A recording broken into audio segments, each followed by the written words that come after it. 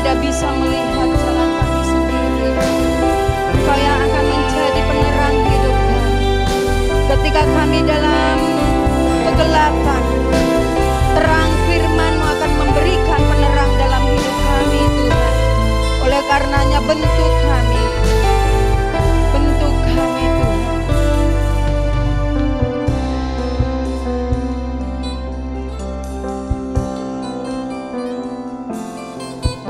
Saat ku tak melihat jalan-Mu, saat ku tak mengerti rencana-Mu, namun tetap ku pegang janji-Mu.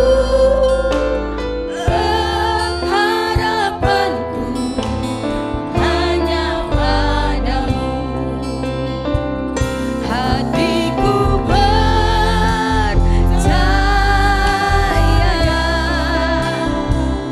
hatiku percaya, hatiku percaya, selalu ku percaya.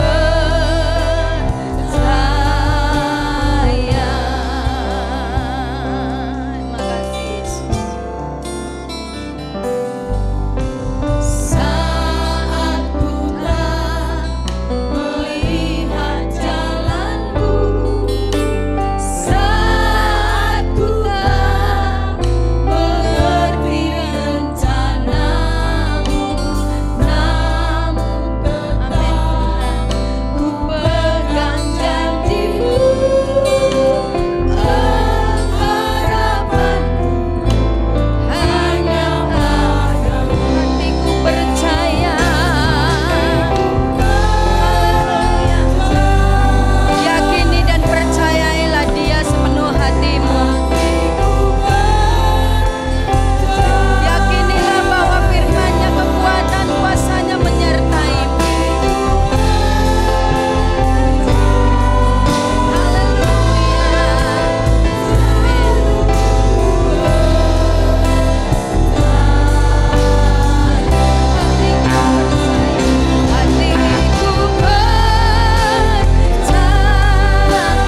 Mari semua kita yang percaya akan kuasa-Nya, nyanyikan lebih sungguh lagi. Katakan, hatiku percaya akan Engkau Tuhan. Hatiku percaya akan kebenaran firman-Mu Tuhan. Haleluya.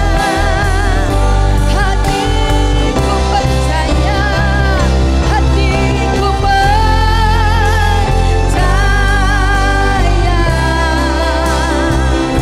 hatiku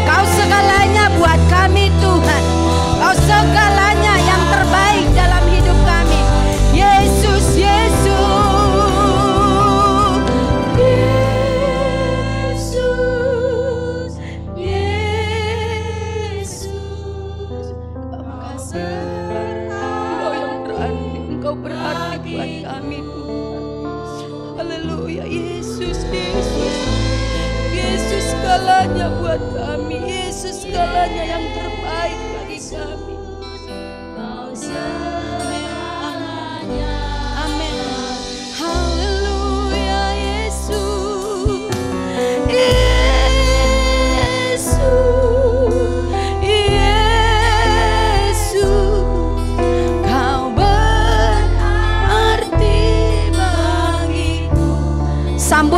firman-Nya dengan segenap hatimu. Siapkan hidupmu untuk diberkati oleh firman-Nya. Katakan, kau segalanya buatku Tuhan. Haleluya. Kau segalanya, kau segalanya, kau segalanya bagiku, kau segalanya bagiku.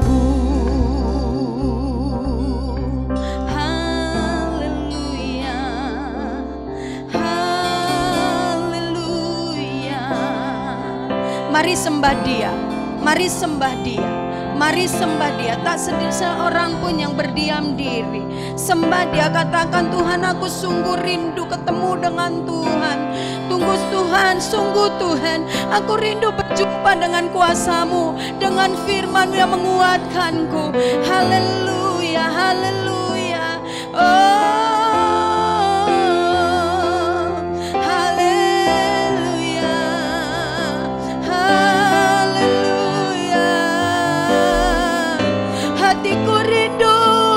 hatiku rindu, jiwaku haus akan-Mu.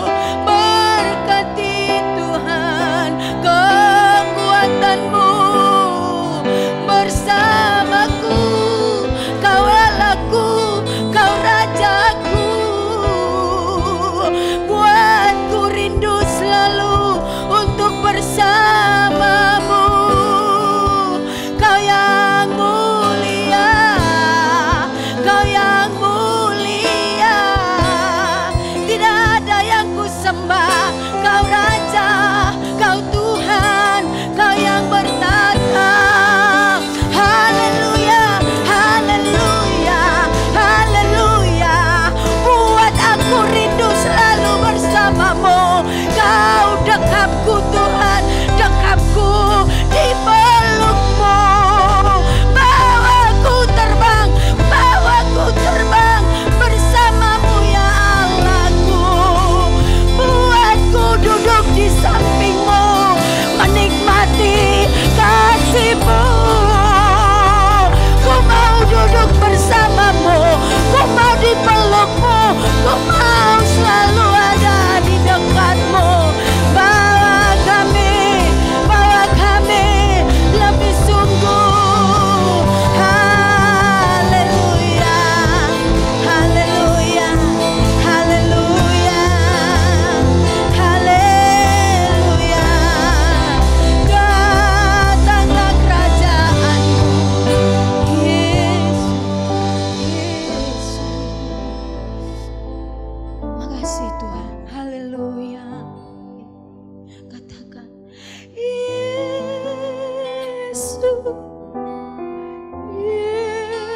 Yesus, Kau berarti. Sungguh berarti Engkau Bapa, sungguh berarti bagi kami. Yesus, Yesus, Kau segalanya bagiku. Yesus, Yesus, Yesus, Yesus, Kau berarti bagiku. Yesus, haleluya. Yesus, Kau segalanya bagiku. Kau segalanya bagiku. Katakan, Kau segalanya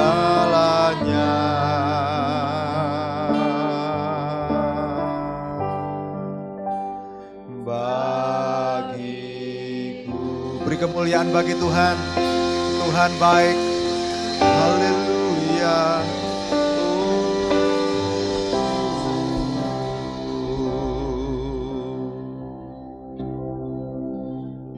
Benar Tuhan, Engkau segalanya dalam hidupku. Engkau ciptakan hidup kami menjadi baru di dalam Tuhan. kehidupan yang lama kami sudah Engkau tebus dengan darah-Mu yang kudus. Setiap hari Engkau memproses hidup kami. Setiap saat Engkau selalu membangunkan rohani kami. Untuk kami memiliki hidup yang baru. Menanggalkan manusia lama. Ubah hidup kami hari demi hari menjadi seperti Kristus. Hari ini kami rindu Tuhan mendengarkan firman-Mu. Kami rindu Tuhan, kami Engkau hidupkan bersama firman-Mu. Hari ini kami rindu Engkau basuh jiwa kami dengan firman-Mu. Supaya hari demi hari kami semakin mengerti kehendak-Mu. Terima kasih Bapa, kami bersyukur di dalam nama Tuhan Yesus Kristus. Kami berdoa, yang percaya berkata, amin. Shalom. Shalom. Iya, puji nama Tuhan. Hari ini kita diizinkan kembali bersama-sama beribadah yang kedua kali. Semenjak pandemi corona ini, kemarin surat rekomendasi dari kecamatan juga sudah turun, saudara-saudara. Kita rindu hari ini kita memusatkan hidup kita bertumbuh di dalam firman Tuhan.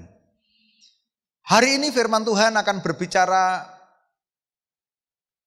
tentang menjadi ciptaan baru di dalam Tuhan. Ini adalah sebuah topik yang mendasar. Saya harap di antara saudara-saudara nanti perhatikan semua. Ya, tidak ngantuk, jangan ada yang membuka HP untuk yang lain selain firman Tuhan. Jangan izinkan firman Tuhan dicuri, karena hari ini kita akan menjadi dasar. Saya berharap ada terobosan baru betul-betul, karena firman Tuhan hari ini sangat penting. Dan juga kita akan perdalam setiap firman Tuhan yang kita terima ini setiap hari dengan renungan suara pengharapan. Dan kalau nanti Tuhan izinkan, nanti Minggu tanggal 26 Juli kita akan berdoa bersama melaunching radio Suara Pengharapan. Radio ini menjadi sangat penting supaya atmosfer tidak hanya di Klaten tapi di seluruh Indonesia, di seluruh dunia ini atmosfernya ada pujian, ada firman, ada doa. Radio Suara Pengharapan nanti akan kita aplikasikan di dalam HP sehingga ketika saudara mau nyetel itu saudara tidak usah nyari-nyari seperti radio streaming yang lain. Nanti akan ada aplikasi, tinggal saudara Play Store, langsung muncul ikonnya, langsung saudara setel. Ya, saudara-saudara. Saudara dimanapun saudara berada nanti saudara bisa setel. Ya, kalau radio FM yang sudah familiar bisa di setel di rumah-rumah, tapi jaraknya hanya 50 km. Habis itu hilang gelombangnya. Kalau ini saudara-saudara ada di ujung dunia pun selama masih ada sinyal HP, saudara bisa setel. Ya, baik saudara, mari kita akan mulai firman Tuhan dengan kita berdiri semuanya. Kita akan membaca bagian nats yang sangat penting hari ini dari 2 Korintus pasal 5 ayat 15 sampai dengan ayat yang ke-17. Ya, saya sangat berharap saudara-saudara membaca sampai suara saudara didengarkan telinga. Walaupun ada sebagian dari kita yang pakai masker, yang tidak pakai masker bisa ambil di depan face shield ya, dengan mengganti ongkos 10.000 yang membuat anak-anak. Baik, kita akan baca dari kata dan Kristus. 2, 3. Dan Kristus telah mati untuk semua orang, supaya mereka yang hidup tidak lagi hidup untuk dirinya sendiri, tetapi untuk Dia yang telah mati dan dibangkitkan untuk mereka. Sebab itu kami tidak lagi menilai seorang pun menurut ukuran manusia. Dan jika kami pernah menilai Kristus menurut ukuran manusia, sekarang kami tidak lagi menilainya demikian. Jadi siapa yang ada di dalam Kristus, ia adalah ciptaan baru. Yang lama sudah berlalu, sesungguhnya yang baru sudah datang. Silakan duduk saudara. Haleluya. Haleluya. Saya berusaha dengan keras supaya saya bisa melaksanakan ibadah bersama saudara ini setiap kali ibadah 1,5 jam. Ya, baik. Nats ini saudara-saudara kalau kita baca dari latar belakangnya, ini adalah surat yang ditulis oleh Rasul Paulus. Ya, ketika dia berada di Makedonia, dikirim kepada jemaat yang ada di Korintus. Ya, nah, surat ini dilatar belakangi oleh adanya jemaat yang meragukan kerasulan dari Paulus. Saudara tahu, Paulus bukan termasuk salah seorang murid Yesus. Tetapi Paulus sangat menonjol di dalam teologia. Paulus sangat menonjol di dalam tulisan-tulisan. Saudara lihat, ada banyak sekali yang lebih menonjol daripada murid Yesus yang kira-kira hanya nulis satu suratan saja. Nah, saudara, Paulus ingin meyakinkan kepada jemaat yang meragukan kerasulan dari Paulus. Nah, oleh karena itu Paulus ingin menjelaskan bahwa dia adalah seorang pelayan Tuhan yang sungguh-sungguh telah diperdamaikan dan diubahkan oleh Kristus. Paulus ingin meyakinkan kepada semua jemaat yang ada di Korintus, dia ini pelayan Tuhan yang sudah diubahkan, yang sudah diperdamaikan. Ya, oleh karena itu di dalam tulisan ini Paulus menyatakan bahwa hidup ini adalah sebuah perubahan. Hidup ini perubahan dari yang lama menjadi yang baru ini. Tetapi pernyataan Paulus ini bukan mengarah yang dimaksud perubahan secara fisik. Ya, dari kecil kepada gede enggak. Dari yang kulitnya hitam operasi plastik jadi putih enggak. Tapi perubahan yang dimaksud oleh Paulus ini, Paulus ingin menegaskan bahwa di dalam Kristus itu ada perubahan hidup. Ya, bukan perubahan fisik tetapi perubahan rohani, perubahan karakter manusia. Saudara, nah, Rasul Paulus juga mengakui di dalam ayat pasal ini bahwa dia ini sebelum dia mengenal Yesus, ketika dia bertemu Yesus di Damsyik, ya, Paulus ini adalah pembenci Kristus. Selain membenci Kristus, Paulus juga membenci pengikut Kristus. Nah, lalu tetapi setelah dia ketemu Yesus, wah, dia menjadi pengikut Kristus yang sejati. Latar belakang dari ayat ini, dia mengatakan cara pandangnya terhadap Kristus, cara pandangnya terhadap pengikut Kristus sudah berubah. Kenapa? Karena dia sudah hidup di dalam Kristus. Ya, ketika orang hidup di dalam Kristus, maka cara pandangnya terhadap Kristus dan cara pandangnya terhadap pengikut Kristus harus ada perubahan. Makanya kalau saudara baca, ya, sebab itu kami tidak lagi menilai seorang pun juga menurut ukuran manusia. Perhatikan Bapak Ibu, ini pengajaran yang penting karena ini nanti akan menjadi dasar juga bagi cara mengasihi. Kalau kita mengerti firman ini, nanti cara kita menilai orang itu berbeda. Dimulai dari cara menilai Kristus. Kalau cara menilai orang berbeda, nanti juga cara mengasihi juga berbeda. Bapak-bapak cara mengasihi anaknya juga berbeda. Anak mengasihi orang tuanya berbeda. Gembala mengasihi jemaatnya berbeda. Jemaat mengasihi gembalanya juga beda. Ya. Ketika kita mengerti apa yang dikatakan Paulus ini, Paulus menyaksikan, sebab itu kami tidak lagi menilai seorang pun menurut ukuran manusia. Nah, ini bahayanya saudara.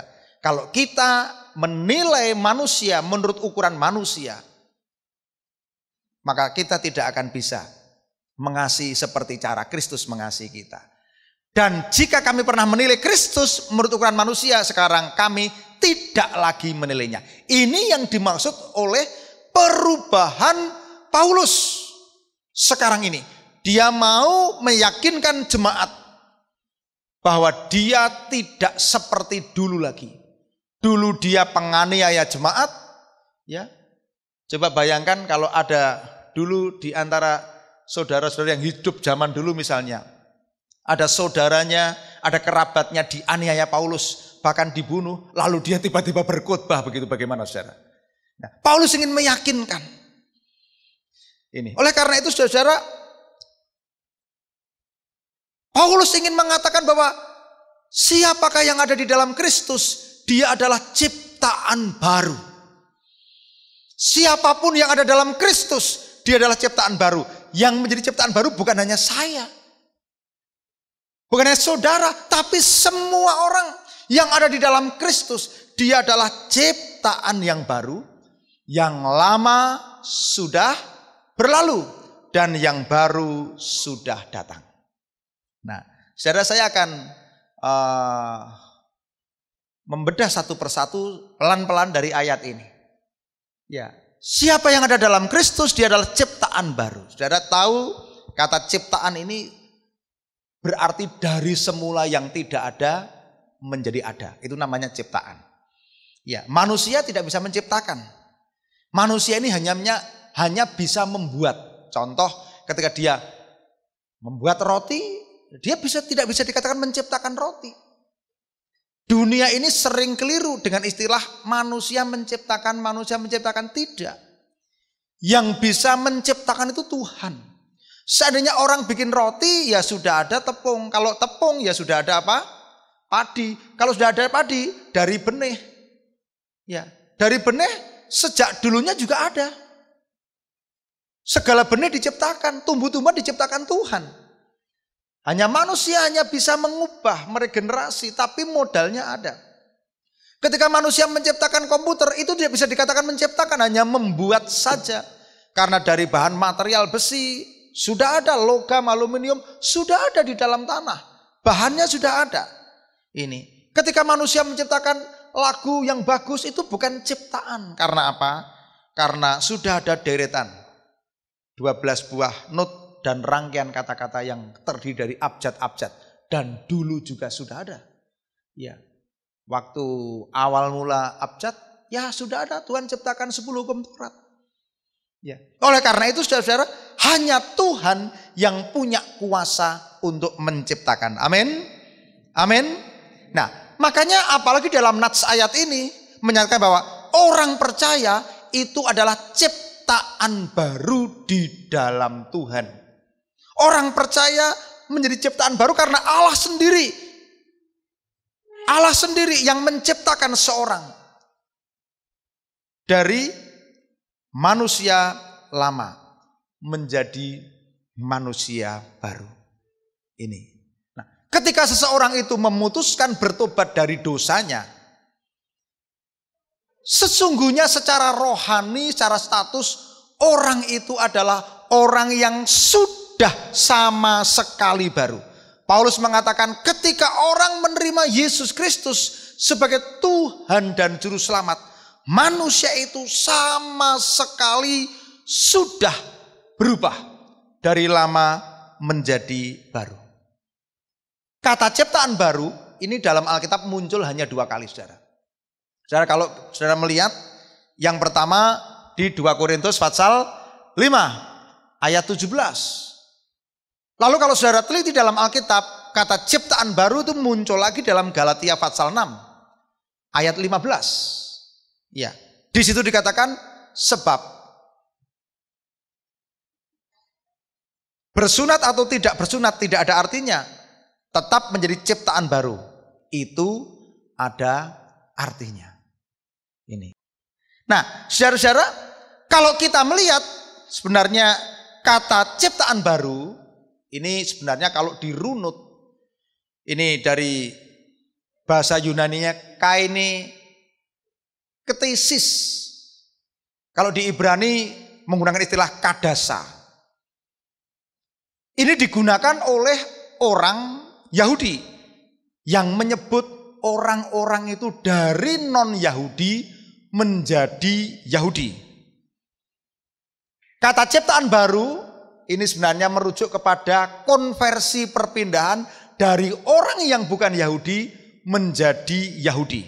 Sehingga Paulus menyebut, mengarahkan istilah ini sebagai proses konversi iman menjadi pemeluk Kristen. Saudara tahu, tadi sudah saya katakan, ini bukan perubahan fisik, tetapi ini perubahan status rohani orang yang ada di dalam Tuhan. Nah, kata baru itu sebenarnya mengandung arti begini saudara-saudara. Di dalam bahasa Yunani ini menggunakan istilah neos dan kainos. Nah, kalau neos artinya sesuatu yang baru, dari yang tidak ada menjadi ada, atau baru berdasarkan waktu. Kalau saudara tahu ada mobil tahun 60-an, mobil kuno tahun 60, ketika dicat ulang, wah menjadi baru enggak, mobil itu tetap tahun berapa? 60. Hanya apa? Hanya dicat ulang jadi baru. Ya. Saya punya CB tahun 73. Lalu CB ini saya perbaiki pelan-pelan. Nanti ketika CB ini jadi CB yang sudah dicat, yang sudah direnovasi, bukan ini CB baru, tetap saja CB 73. Nah, artinya apa saudara? Paulus menggunakan bentuk kata sekarang, bukan dari bentuk yang akan datang. Saya ingin saudara perhatikan, Paulus berkata, siapa yang ada di dalam Kristus, ia adalah ciptaan baru. Bukan gini, bukan siapa yang ada dalam Kristus, dia akan menjadi ciptaan baru. Bukan seperti itu. Nah, oleh karena itu, kata koinos ini lebih menunjuk kepada perubahan sikap. Mari kita katakan bersama-sama perubahan sikap. 2, 3. Perubahan sikap. Perubahan perilaku. Perubahan tabiat. Bukan perubahan materi atau tubuh.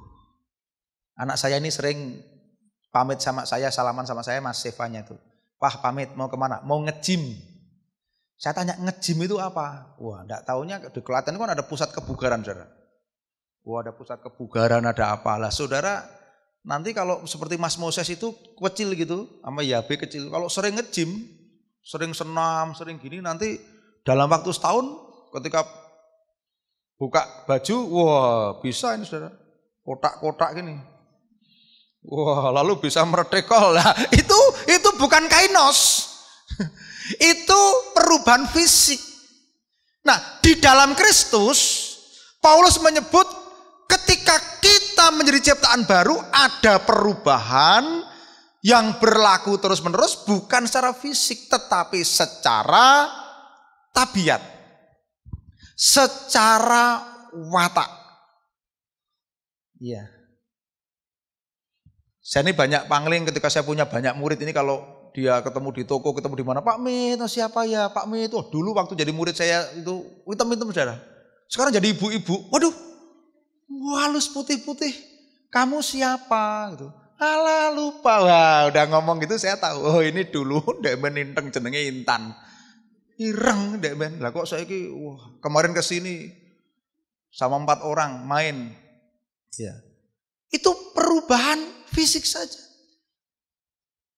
Paulus menyebut di dalam Kristus kita jadi ciptaan baru. Dari kata kainos ini perubahan sikap, perilaku, tabiat, bukan materi tubuh. Baik, saya akan cepat. Saya belajar cepat, saudara. Oke. Bagaimana tabiat lama kita? Bagaimana manusia lama kita? Nah, manusia lama kita adalah manusia yang tidak mungkin berkenan kepada Tuhan. Kenapa? Karena pada saat dia menjadi manusia lama, semua keinginan hidupnya selalu bertentangan, selalu berseteru dengan Tuhan. Makanya gini, manusia lama tidak mungkin berkenan karena apa? Selalu keinginannya, selalu tabiatnya, selalu semua yang dia inginkan bertentangan, berseteru dengan Tuhan. Nah, mungkin manusia itu tahu, wah mana yang baik. Lalu manusia itu Berusaha untuk mencapai yang baik itu. Tapi nggak bisa. Standar baiknya yang dicapai hanya standar baik dirinya sendiri. Hanya standar baik manusia. Manusia lama tidak bisa mencapai standar baik menurut baiknya Tuhan. Nah, makanya begini saudara. Memang menjadi orang Kristen kadang-kadang sedikit lebih baik dari orang lain. Sedikit lebih baik saja. Tetapi kalau kita belum benar-benar menyerahkan hidup kita, tabiat manusia lama, perhatikan, tabiat manusia lama kadang-kadang masih muncul dan itu bertentangan dengan yang Tuhan inginkan. Makanya Rasul Paulus di dalam Roma 7 ayat 19 dia mengatakan demikian. Sebab bukan apa yang aku kehendaki yang baik yang aku perbuat, melainkan apa yang tidak aku kehendaki yang jahat yang aku perbuat. Ini Paulus loh yang berkata. Rasul Paulus seorang rasul aja ngomong seperti itu. Sebenarnya saya pengen berbuat yang baik.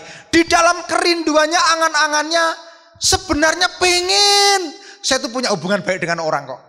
Sebenarnya saya tidak mau menyakiti hati orang kok. Sebenarnya saya tuh mulut saya tidak pengen nyelekit gitu kan.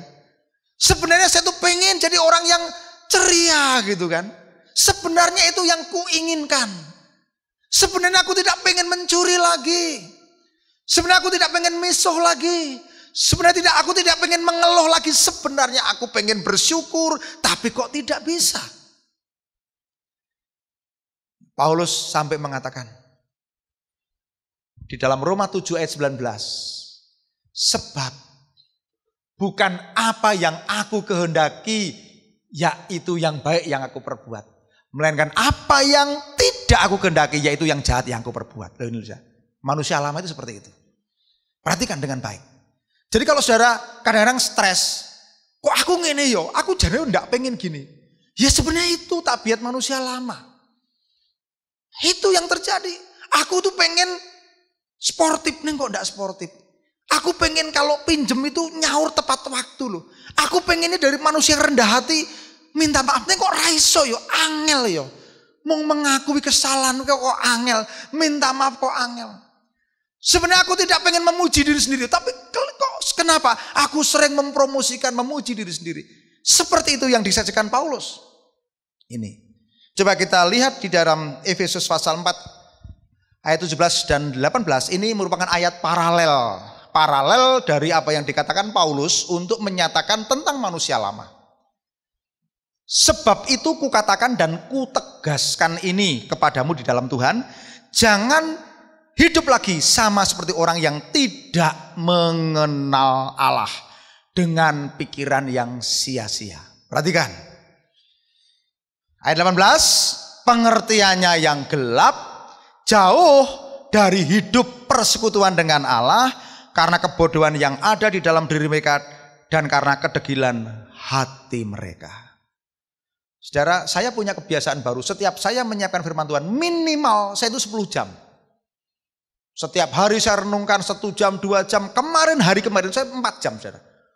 Sudah baik saya bongkar lagi, tak cari baik. Supaya saya sadar, saya tuh ibarat saya ini gembala pengen memberi rumput yang hijau. Ya. Tapi kadang-kadang, ini aja udah cukup. Tuhan paksa, bongkar lagi. Tadi pagi saya bangun, lihat lagi, rubah sedikit lagi. Tuhan, ini enggak benar, ini, yang ini.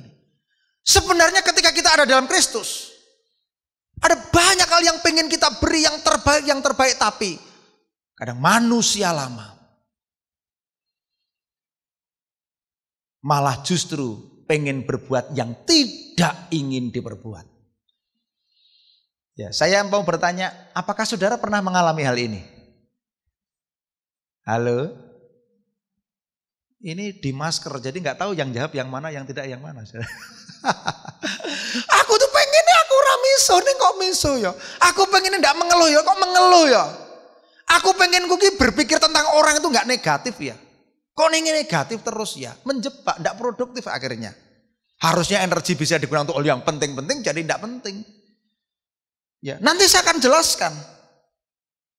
Hasil daripada manusia baru dalam Kristus, Ada perubahan. Nah, sekarang kita lihat dulu manusia lama itu seperti apa. Lihat ayat yang kelima. Sebab itu kukatakan dan kutegaskan kepadamu di dalam Tuhan, jangan hidup lagi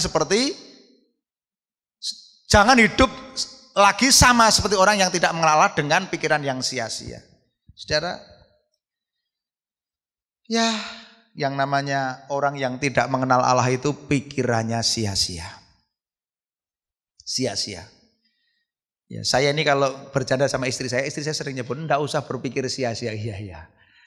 Ya enggak usah. Ya, ini godaan manusia lama. Kelihatan dari apa yang dipikirkan, yang dikatakan. Ayat yang ke-18. Ya, hidup jauh. Orang yang hidup jauh dari Tuhan itu tidak punya damai sejahtera. Pikirannya yang dipikirkan hanya kesenangan sendiri. Tidak memikirkan bagaimana nanti nasib di hidup kekalnya. Apalagi mikir keselamatan. Orang yang hidup di dalam manusia lamanya jauh dari Tuhan. Bodoh dan degil. Ya, bodoh dan degil. Ini cirinya. Bodoh, degil. Udah bodoh, degil. Orang yang bodoh pasti degil. Orang yang degil itu bodoh. Kenapa? Orang bodoh ini orang yang sengaja menghancurkan hidupnya sendiri. Kenapa? Karena dia tidak mengerti mana yang perlu, mana yang tidak perlu, mana yang baik didengar, mana yang perlu tidak didengar, mana yang perlu diucapkan dan mana yang tidak perlu diucapkan. Harus bersikap bagaimana tidak ngerti. Orang bodoh ini orang yang tidak bisa memfilter. Ya. Secara fisik saudara bisa memfilter. Coba kalau ada tikus mati. Begitu, aduh, orang tikus mati, udah memfilter ini. Ya, bau busuk, wah udah. Tapi secara rohani banyak orang yang tidak bisa memfilter. Oh, ini nggak perlu dibau. Ini nggak perlu diterima. Nah, orang yang bodoh itu apa? Itu adalah orang yang dengan kebodohannya menghancurkan hidupnya. Berpikir pendek, cirinya gampang untuk menghancurkan diri dan masa depannya. Ya, dikira dirinya itu yang harus mikir itu orang lain. Salah. Ya. Banyak orang Kristen yang mengaku sudah beragama Kristen tetapi bodoh, degil. Dan ini ujungnya terjerumus ke dalam dosa. Terjerumus ke dalam hidup yang sia-sia. Ya. Ingat, pikiran itu medan perang. Kalau kita tidak bisa menggunakan dengan baik, lah kebodohan itu asalnya dari hati. Naiknya ke pikiran, keluarnya ke mulut. Berikutnya, perasaannya tumpul. Ya. Orang ini perasaannya tumpul, enggak ada perasaan. Orang yang bodoh, degil, tumpul, manusia lama kita ini sulit mengerti firman Tuhan. Perhatikan saudara, saya tidak menuduh kita ini bodoh, saudara bodoh, enggak. Tapi coba saudara cek. Kalau saudara dengar firman Tuhan, saudara enggak ngerti-ngerti, hati-hati. Kalau saudara 1.600 pendengar suara pengharapan banyak diberkati Tuhan, kalau ada di antara jemaat sendiri yang tidak tertarik untuk renungan pagi. Coba saudara, itu disuapi loh saudara. Renungan pagi itu kan nyuapi, tinggal makan saudara, tinggal dengar itu. Kalau saudara harus renungan sendiri sebagai orang yang dewasa, saudara harus buka ayat, cari sendiri apa yang ku dapat. Cari sendiri apa teguran Tuhan. Cari sendiri apa perintah Tuhan. Cari sendiri, itu namanya apa? Makan sendiri. Tapi kalau dengarkan cuma udah tinggal makan, enggak mau saudara-saudara. Kalau kita tidak mau bersekutu dengan firman Tuhan, kita tidak mau menggali apa yang Tuhan perintahkan hari ini, orang itu tidak tertarik pada firman Tuhan. Coba saudara, kalau saudara ibadah dengan rapi seperti ini, lalu saudara pulang, saudara tidak mengerti firman Tuhan, saya nggak tahu. Bagaimana hati saudara? Apakah seperti tanah di pinggir jalan? Atau seperti batu yang keras? Atau ada ilalang dan sebagainya? Saudara, saya mau kasih tahu, orang yang tumpul tidak bisa diasah. Nah, tumpul, saudara kalau mau ngiris daging, pisaunya tumpul, nggak bisa. Orang yang tumpul ini manusia lama, tidak tertarik pada kebenaran firman Tuhan. Mungkin fisiknya ada di sini, tapi sementara firman Tuhan didengarkan sudah biasa karena ikatan setan dan iblis terbiasa. Saudara ada di antara orang, tapi saya yakin di sini nggak ada, yang ada di Solo dan di Jogja dan di Jakarta. Pegang HP, buka Shopee, buka berita. Ini orang yang tidak bisa bertumbuh. Mau sampai kapanpun, mau orang dia juga mengajar, mau dia jadi pemimpin, mau apa, enggak bisa. Karena apa? Tumpul. Tidak tertarik dengan kebenaran firman Allah. Di dalam rumah ibadah online. Kalau disuruh online, kemarin 3 bulan online, enggak mau online juga. Saya yakin kita tidak ada. Ya, yang ada di Solo dan di Jogja. Kita semua orang manusia baru. Amin, saudara? Ya. Enggak boleh nyeblek sekarang, jadi saya enggak ngomong ceblek kanan kiri, enggak boleh pegang-pegang, saudara. Baik, saudara-saudara. Ya.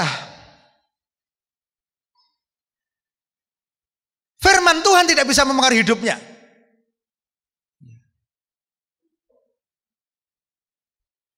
Orang yang bodoh ini orang yang sudah punya istri masih tertarik pada istri lain. Sudah punya pisang di kebunnya sendiri masih tertarik pada pisang orang lain. Punya pemimpin yang mengasihi, masih kagum kepada pemimpin yang lain. Mungkin hanya karena di internet, padahal dia tidak pernah mendoakan sekalipun. Perhatikan. Orang yang menjadi manusia lama tidak tahan, tidak betah menjalani kehidupan yang benar. Coba saudara-saudara, kalau orang kumpulan orang-orang hidup manusia lama, suruh ngumpul orang-orang yang sudah ada dalam ciptaan Tuhan, enggak betah. Kenapa? Tabiatnya itu apa? Tabiatnya adalah tabiat manusia lama. Dengar firman Tuhan enggak betah. Wah, kalau enggak buka HP, kalau tidak buka online apa itu enggak betah, saudara-saudara. Itu ciri. Ya. Enggak bisa, saudara. Nah, oleh karena itu gini, saudara. Orang yang manusia lama yang bodoh, degil, tumpul ini apa? Itu cirinya ini ada kesombongan. Kesombongan.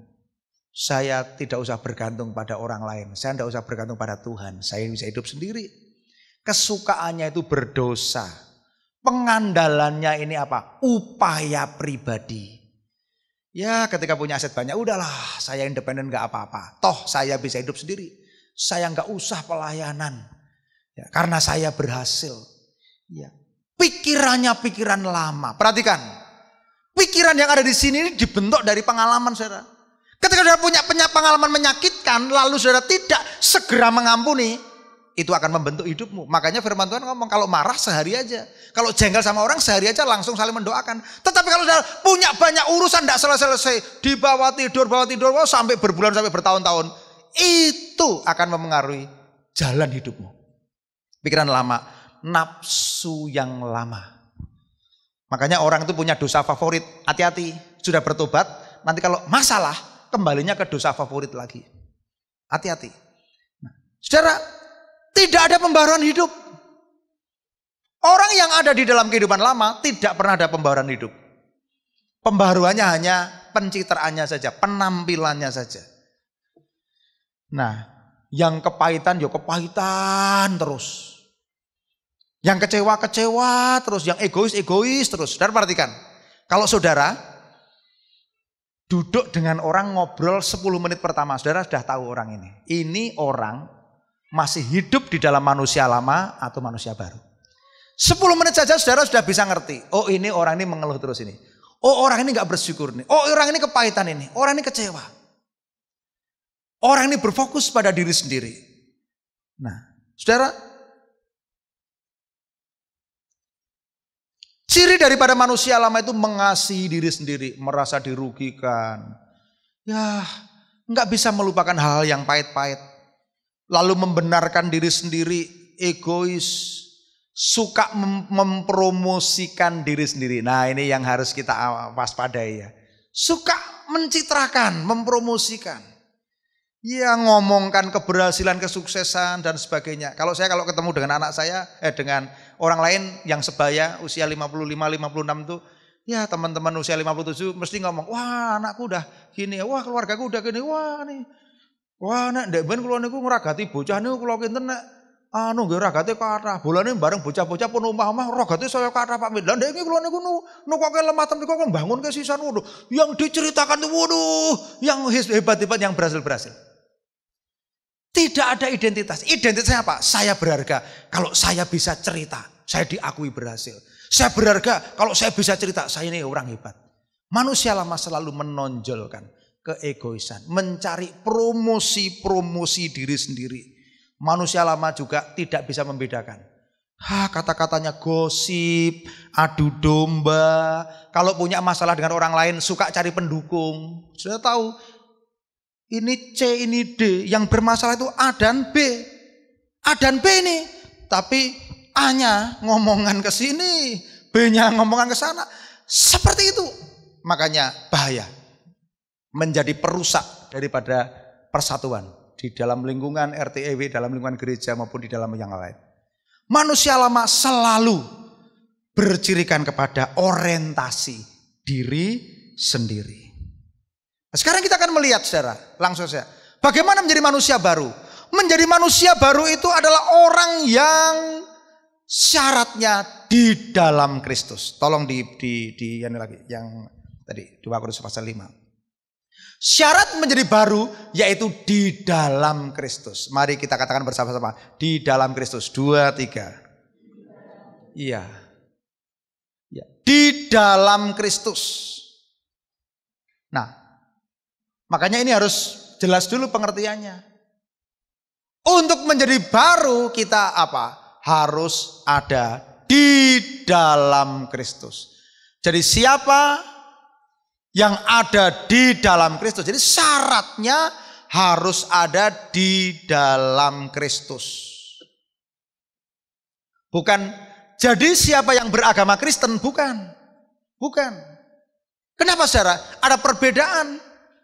Ya, seorang Kristen bukanlah orang yang sekedar mengucapkan doa, datang ke gereja, dibesarkan di keluarga Kristen. Walaupun setiap hari kita punya pengalaman-pengalaman rohani, tetapi itu tidak akan menjadikan saudara menjadi Kristen sejati. Orang Kristen sejati adalah orang yang beriman, menerima Yesus Kristus sebagai Tuhan dan Juru Selamat. Lalu apa? Mendengarkan, melakukan firman Tuhan, dan hidup dalam tuntunan Roh Kudus setiap saat. Amin saudara? Kurang keras, amin. Saya kalau tanya amin gitu lalu saya dengarkan di YouTube, aminnya enggak keras ya. Sehingga amin gitu saya dengarkan, ya, sedikit sekali ya. Jadi aminnya mesti. Orang percaya di dalam gereja yang dinamis, kalau ditanya enggak usah nunggu amin, saudara, enggak usah saudara. Harus bergairah, amin ya. Nah perhatikan, kata di dalam ini adalah berarti seseorang itu harus aktif untuk masuk. Aktif masuk. Kalau orang tidak aktif masuk, lalu hanya pengen ada di luar terus, maka posisi yang sudah ada di dalam Kristus bisa di luar Kristus. Wah, ini bertentangan dengan teologi selamat tetap selamat. Ya. Makanya kita harus ada tindakan iman untuk aktif masuk. Dalam apa? Dalam rencana Tuhan. Dalam ketaatan. Amin. Ya. Orang yang aktif masuk ini adalah orang yang selalu berusaha menolak untuk keluar. Perhatikan. Iblis berusaha membuat hidup kita ini tidak efisien. Tidak penting-penting dipikir. Pahitan, kecewa, tidak penting-penting. Kalau selalu kita, sedikit saja kita salah bersikap, itu bisa menjadikan kita tidak berjalan semakin masuk dalam rencana Tuhan, tapi justru keluar. Makanya saudara dibutuhkan satu pilihan hidup yang tepat. Coba kalau kita buka dalam Wahyu pasal 3 ayat 20. Saya ingin membandingkan dengan paralel dari apa yang saya katakan sekarang ini. Lihat aku berdiri di muka pintu dan mengetok. Jikalau ada orang yang mendengarkan suaraku dan membukakan pintu, aku akan masuk mendapatkannya. Aku akan makan bersama-sama dengan dia dan ia bersama-sama dengan aku. Setiap ketokan firman Tuhan, buka hati. Ketokan firman Tuhan, buka hati. Yesus masuk, saudara. Kalau orang dekil, orang yang bodoh, dengar firman tapi tidak mau melakukan. Iya, tinggal tunggu waktu. Iya. Nah, sekarang gini, apa yang terjadi ketika kita ada di dalam ciptaan baru? Perhatikan, ketika kita ada dalam ciptaan baru, kita diregenerasikan. Wah, regenerasi. Saya punya teman, seorang teman namanya Pak Murtolo. Pak Murtolo ini dulu waktu saya masih SMA, dia udah buka dunia Enko. Nah, kadang-kadang dia suka ngundang saya, Pak Pendeta, ayo main sama saya badminton. Umurnya, saudara, udah berapa? 66. Nah, ketika kami kumpul antara yang umur 66 dengan yang umur 55 gitu, kami kumpul, ini saya ngelihat dia itu orang muda. Muda, hanya memang sudah kelihatan gerakannya tapi muda dari sisi wajahnya, penampilannya. Loh, Pak Mur kok muda ya? Dia itu menjadi pelatih menembak nasional. Di rumahnya ada latihan tembak. Banyak orang yang kursus di situ dan sudah menjadi atlet nasional. Jaketnya saja ini jaket khusus kalau nembak itu. Yang buat gini tidak bisa gerak-gerak. Jaketnya itu khusus, bagus. Ya, dia orang KONI. Dan saya tanya, kenapa Bapak awet muda? Ya, kuncinya ini regenerasi sel, Pak. Saya ini selalu olahraga. Saya selalu hidup senang. Kerjaannya sekarang cuma kalau dari nelatih dari apa ke gereja. Ke gereja. Pak, kapan ada waktu? Wah, ini saya ngancani Romo ini. Saya nggak bisa ini. Saya ada acara. Waduh. Dia masa tua pokoknya kita harus supaya sel-sel tubuh kita yang positif. Coba kalau orang itu negatif, itu sel kankernya ini. Sel-sel negatifnya itu gampang produksi, saudara, gampang produksi. Tapi kalau kita ada dalam ciptaan baru, diregenerasikan, yang diregenerasikan bukan sel tubuh kita, tapi sel-sel rohani kita diperbarui terus. Amin. Makanya hati-hati loh, jaga, saudara. Hati-hati. Sesuatu yang negatif, yang lama masuk, saudara tidak berani tolak. Waduh, ini bahaya. Ingat, 90% penyakit itu bukan datang dari virus maupun bakteri. Bukan, 90% itu penyakit yang berat-berat. Itu datangnya dari apa? Pikiran sia-sia. Kepahitan, sakit hati, mendendam, tidak mau mengampuni, negatif thinking dan sebagainya. Wah, ini itu pemeroduksi sakit penyakit. Baik. Ketika orang ada di dalam ciptaan baru, sel rohaninya diregenerasikan, diperbarui, dilahirkan kembali. Dan ciptaan baru ini berpusat pada hal-hal yang rohani, bukan hal yang duniawi. Membenci dosa yang berbau kedagingan dibenci. Yang hal-hal yang baik dikejar. Saudara. Tujuan perasaannya itu kalau orang baru sudah berbeda. Kalau dulu ingin hal-hal yang negatif, sekarang itu suka hal-hal yang positif. Ini. Lalu orang yang dilahirkan baru melihat dunia itu beda. Dunia itu menyenangkan, penuh kesempatan. Ya, penuh kesempatan. Penuh hal-hal yang membuka peluang. Ya. Lalu ngelihat alam sekelilingnya juga beda. Wah, seneng ya, beda. Ngelihat di Kaliurang kok ada, wah rumput bagus, wah ini dipakai untuk retreat bagus. Tapi kalau yang manusia lama, goyang-goyangan sepi penak. Ya. Ya. Udah lain, sama-sama ngelihat itu beda, saudara-saudara. Iya. Saudara, cara memandang orang juga berbeda. Orang yang manusia baru, cara pandang orang, wah ini orang ada dalam Kristus. Makanya orang yang mengerti prinsip ini, dia tidak mudah menghakimi, saudara. Walaupun orang ini mungkin ya nganyel, kayak sikapnya gini, egois, selalu hal mementingkan diri sendiri, tidak baik-baik. Tapi kalau saudara lihat, oh dia juga sudah diciptakan 100%. 100% di dalam Tuhan. Kita nggak boleh menghakimi karena apa? Dia adalah orang ciptaan baru. ciptaan Tuhan. Kalau kita menganiaya ciptaan Tuhan, kita tidak berkenan pada Tuhan. Kalau kita selalu ngomong negatif pada orang ini, enggak berkenan. Karena apa? Dia yang saudara pandang negatif juga sama dengan kita, baru diproses. Amin. Makanya Paulus ngomong gini, aku dulu seperti ini loh. Saya dulu itu cara mandangnya seperti ini. Perhatikan. Ini. Saudara, oleh karena itu firman Tuhan di dalam Kolose pasal 3 ayat 9 dikatakan, kita telah menanggalkan apa? Manusia lama. Kamu telah menanggalkan manusia lama serta kelakuannya. Lalu kalau kita sambung, kita konversi dari Efesus pasal 4 ayat 24. Ya, lalu mengenakan apa? Manusia baru. Perhatikan ini. Ya, mari Bapak Ibu dibaca bersama-sama dari kata Fatsal yang ketiga ayat 10. Dan telah 2-3. Dan telah mengenakan manusia baru yang terus menerus diperbarui untuk memperoleh pengetahuan yang benar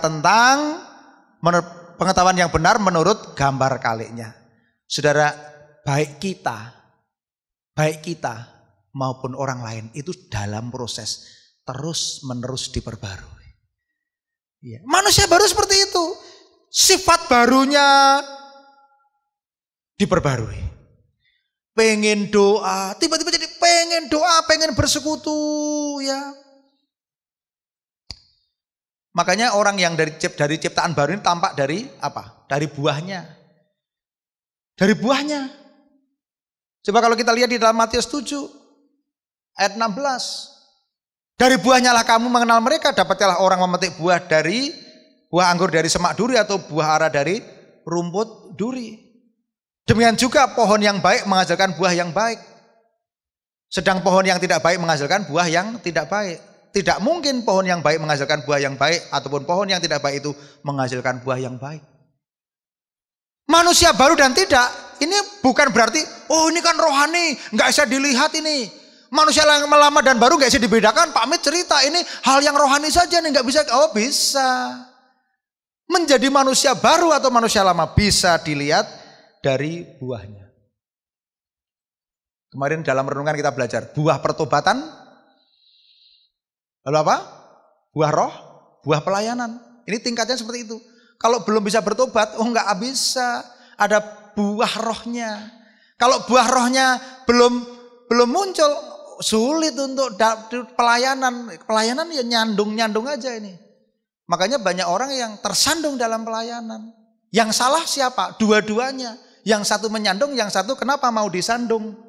Kalau kita ngelihat Yesus, kita udah usah tersandung karena manusia tidak mungkin sempurna. Amin. Amin. Amin. Jadi kalau ada orang tersandung, yang salah ya dua-duanya. Ya. Kalau saya ngelihat orang, enggak usah tersandung. Ya tersandung sebentar, kok ngono ya? Udah habis itu selesai lah. Karena apa? Suatu saat kita juga bisa menyandung orang. Makanya kita terus menerus diperbarui. Baik, dari orang yang semula tidak sabar, jadi sabar. Jadi orang yang mudah marah, mudah tersinggung, jadi berubah. Hidupnya dulu murung ya. Orang lihat murung, sedih, nek ketemu itu hanya nyebut. Ketemu itu hanya aduh gimana. Saudara boleh sharing, bergumul. Tapi jangan pada semua orang. Ketemu gembala, ngomong sesungguhnya perlu. Pak, aku dalam keadaan begini. Ayo Pak, tolong doakan dan sebagainya. Tapi jangan kepada setiap orang saudara. Waduh, nyebut terus. Lalu orang melihat di mana Kristusnya. Ya. Orang yang ada dalam ciptaan baru, walaupun di dalam keadaan tertindas apapun, dia katakan, hatiku sudah ada di puncak kemenangan. Karena saya melihat kepada Yesus yang mati tersalib. Sifat-sifat yang dulu tidak muncul, sekarang muncul. Sifat yang dulu tidak ada, sekarang sifat Kristusnya mulai muncul. Mulai muncul, ibarat pohon udah mulai bersemi bertunas. Bersemi bertunas karena akarnya Kristus. Pohonnya itu udah sifat-sifat Kristus sudah mulai bertunas. Bercabang dan berbuah. Orang bisa merasa, wah sekarang dia murah hati. Wah omongannya jadi berkat ini. Oh sekarang dia tidak lagi gosip ini. Puji Tuhan. Amin. Iya luar biasa. Nah oleh karena itu orang percaya di dalam Kristus harus mengenakan identitas baru. Kalau kita benar-benar mau mengerti firman Tuhan ini. Siapa dalam Kristus dia adalah ciptaan baru. Makanya apa? Identitas yang baru. Kita bukan lagi manusia lama. Kita manusia baru yang sudah ditebus. Dunia seringkali apa? Mengajarkan pada kita. Oh, mereka mencari identitas dari apa? Dari posisi, dari pekerjaan, dari koneksi bisnis. Wah, kalau udah kenal ini, ya itu boleh lah. Tapi jangan jadi identitas. Nanti kalau putus, orang ngomong, wes putus. Masalah. Dari kenalan selebriti, bolehlah kita bangga. Tapi bukan itu identitas kita. Dari strata pendidikan, wah saya ini S1, S2, S3, S4, S5. Lama-lama S-teller, saudara. Iya. Saya punya harta begini. Wah, jangan cari identitas dari hal-hal yang lahiriah. Kenapa? Sekarang saudara tahu, di dalam Kristus, Anda ini ciptaan baru yang sebenarnya bukan hal-hal yang lahiriah. Karena Tuhan tidak melihat hal-hal yang lahiriah. Tetapi Tuhan ini mengasihi saudara dan Tuhan ingin saudara belajar. Menjadi manusia baru dalam Tuhan, belajar. Sebenarnya siapa diri saudara di dalam Kristus. Setiap hari harus belajar identitas kita. Ya. Ada seorang kaya raya yang punya ikan arwana yang harganya mahal. Lalu dia panggil pembantunya, dia ngomong gini. Tangkap ikan ini, kasih ember, bawa ke tetangga, dijual. Loh iya bos. Wes manut aku. Ditawake nawar piro nanti ngomong sama saya. Bawa ember besar. Berdua. Wow, gue ember ikan arwana besar. Om mau ikan arwana ini digoreng enak. Mau enggak? Ya mau, enggak apa-apa. Saya beli berapa? 50.000. Tapi ditawar berapapun jangan dikasih, nanti bawa pulang. Cuma tanya, 50.000, oke 50.000. Oh, bos ditawar 50.000, katanya digoreng. Ya ini belum pernah ngerasa ikan warna 50.000. Oke, sekarang tawarkan ke ini penjual ikan hias, ya di sebelah GKI. Bawa sana, ditawar bos berapa? 500.000, bawa pulang, enggak usah. Saiki coba kamu cari di Google orang yang seneng ikan mas, tapi yang di kota ini. Wah ada bos, ini kota baru seneng ikan arwana. Yuk tawar. Ini milik siapa? Milik Pak ini. Wah saya mau ngomong sama dia. Saya mau 5 juta. Wah dari 500.000 langsung 5 juta. Wah luar biasa. Wah naik ya dari 50.000 ke 500 ke 5 juta. Gimana bos? Orang itu saya tawakno nyang internet fotonen. Nanti wah, enggak, itu ikan arwana ditawar 50 juta. Saudara, itu ikan arwana yang sangat langka, besar. Lalu bosnya ngomong, kamu ngerti? Ikan arwana ini hanya dihargai di tempat yang tepat. Saudara sama. Saudara tuh hanya dihargai di tempat tepat. Kenapa? Yesus yang mau menghargai saudara tinggi. Amin. Orang lain mungkin tidak menghargai saudara. Saya juga ngerti kepada siapa saya dihargai. Saya tahu orang-orang yang menghargai saya. Ya, menghargai jerih lelah. Menghargai perjuangan ketika saya di desa. Saya tahu 10 tahun mengabdi. Siapa yang menghargai, siapa tidak menghargai. Ya. Saya tahu di komunitas mana saya tidak dihargai. Ya. Saya mau kasih tahu, di dalam Tuhan, saudara menemukan identitas yang sesungguhnya. Amin. Yang sesungguhnya dalam Tuhan.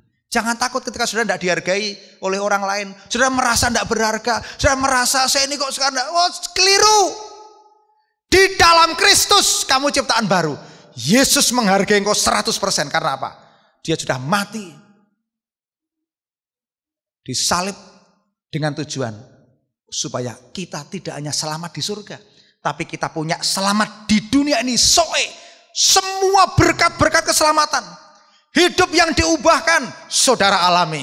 Hidup yang dipulihkan, saudara alami. Kelimpahan berkat, saudara alami. Semuanya. Jangan sampai ngomong, biar saya miskin di sini, tapi kaya di surga. Biar saya diolok di sini, tapi mulia. Ya itu lagu nggak salah saudara. Tapi kalau saudara tidak benar ya saudara akan diolok. Kalau kita suka nipu, suka yang buruk, kalau kita manusia lama kita nggak dihargai. Mestinya jadi anak Tuhan tuh ngalami perubahan hidup, dipermuliakan, diberkati Tuhan di dunia dan juga dijamin dalam kerajaan surga. Amin. Ya jangan jadi bodoh. Ya kalau saudara nggak mau belajar, nunggak kelas ya saudara diolok, gitu kan? Ya. Kalau kita nggak bener ya diolok. Makanya kita harus mengalami perubahan hidup supaya mengalami berkat sesungguhnya di dalam hidup di dunia ini. Tuhan pengen kita, Yesus datang supaya kita mempunyai kelimpahan. Ya, kalau pencuri hanya datang untuk apa? Mencuri, membunuh, dan membinasakan. Bagaimana kelanjutan ini? Saya masih punya waktu 4 menit.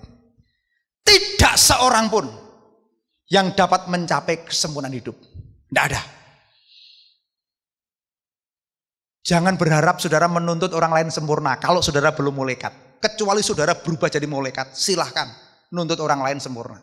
Malaikat pun juga tidak sempurna. Saudara, kita harus menerima kelemahan orang lain, kelemahan diri sendiri. Tetapi apa? Setiap orang yang ada dalam Kristus, dia adalah ciptaan baru. Yang lama sudah berlalu, bedanya apa?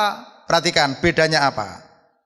Ya, bedanya adalah orang yang ada dalam Kristus itu diregenerasikan, dikuduskan, terus proses setiap hari, semakin hari semakin dosanya semakin sedikit, kesadaran akan kekudusan semakin meningkat, semakin benci akan dosa. Benar kita masih belum sempurna, namun mungkin tidak sengaja. Ya. Kalau dulu kita budak dosa, sekarang kita bukan budak dosa lagi. Makanya kata setiap orang yang ada dalam itu dia punya benih ilahi. Benih ilahi itu apa? Itu adalah sebuah benih firman yang memampukan kita tidak berbuat dosa yang sama. Kemarin dosa bohong, sekarang udah bertobat nggak bohong lagi. Kemarin dosa nipu, sekarang bertobat dari nipunya nggak dosa lagi. Kemarin dosa mencuri, sekarang nggak mencuri lagi. Benih ilahi itu memampukan kita tidak berbuat dosa yang sama. Semakin hari semakin dikuduskan. Ya, ketika saudara-saudara menjumpai orang lain nganyel ke sikapnya, mencurangi saudara, udah biarkan saja urusan Tuhan. Nanti dia akan berubah, seiring kita juga akan berubah. Yang percaya katakan amin. Itu akan membuat kita beda mengasihi istri kita, beda mengasihi suami kita, beda mengasihi orang-orang ada di dalam kita. Saya yakin dan percaya, jangan biarkan kita itu hidup dalam manusia lama. Kita sudah menanggalkan, kita sudah ciptaan baru. Yang lama sudah berlalu, yang baru sudah datang. Mari kita berdiri, puji Tuhan. Tegakkan kebenaran firman Tuhan dalam jemaat Fajar Pengharapan, kehidupan komunitas keluarga Allah, pelayanan yang seimbang di hadapan Tuhan. Berdoa senantiasa dan membangun hubungan kasih, lakukan amanat agung, mengalami firman-Nya, mempedulikan sosial dan melatih pemimpin di dalam lumbungnya Tuhan. Fajar Pengharapan mempedulikan sosial